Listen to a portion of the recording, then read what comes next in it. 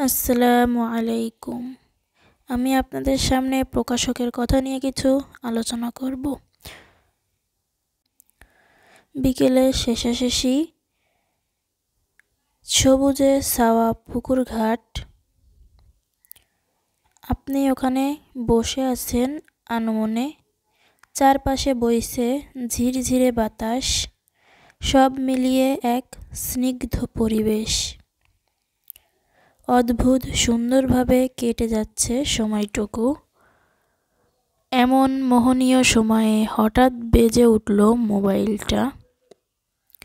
নিতান্ত অনিচ্ছায় phone receive করেই শুনলেন আপনার ছোট ভাই বাইক অ্যাক্সিডেন্ট করছে কিছুক্ষণ আগে। তাকে নিয়ে যাওয়া হচ্ছে সদর হাসপাতালে।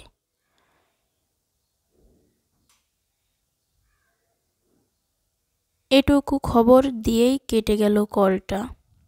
শান্ত নিস্তরঙ্গ সময়টা মুহূর্তেই পাল্টে গেল আতঙ্কিত অস্থিরতায়। এভাবেই পাল্টে যায় সময়, বদলে যায় মুহূর্তগুলো। স্থিরতা রূপ নেয় অস্থিরতায়। আসলে এই দুনিয়াটা অস্থিরতায় ভরপুর। অস্থিরতায় ভরা এই দুনিয়ার সাথে যদি কেউ তাল মেলাতে চায়, তাহলে সে নিজেও তাতে ডুবে যায়। এভাবে সে ছিটকে পড়ে আল্লাহর রশি থেকে।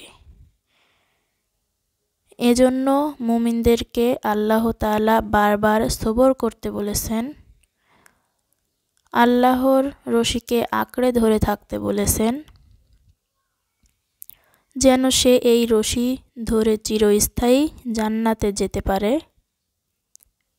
কেননা স্থিরতা কেবলই জান্নাত। অথচ দুনিয়ার এই অস্থিরতার জীবন ফুরিয়ে গেলে মানুষ সেদিন আফসোস করবে, হায়, চিরস্থায়ী এই জীবনের জন্য আমি যদি আগে কিছু পাঠাতাম। হ্যাঁ, সেই আফসোস এবার এড়াবার জন্যই আজ আমি আপনাদের কিছু কথা বলছি। কি করা দরকার তা মনে করিয়ে দিচ্ছি, যেন চারপাশের মরীচিকাকে খুব রঙিন আলো ঝলমলে কিছু মনে না হয়। হায়াতের দিন ফুরালে যেন আফসোস করতে না হয়। সামনে আমরা যে গল্পগুলো বলতে চলেছি, নির্দ্বিধায় বলা যায় প্রতিটা গল্প আপনাকে নাড়িয়ে দেবে আর দেখাবে কিভাবে আমাদের জীবনকে আমরা হেলায় কাটিয়ে দিছি,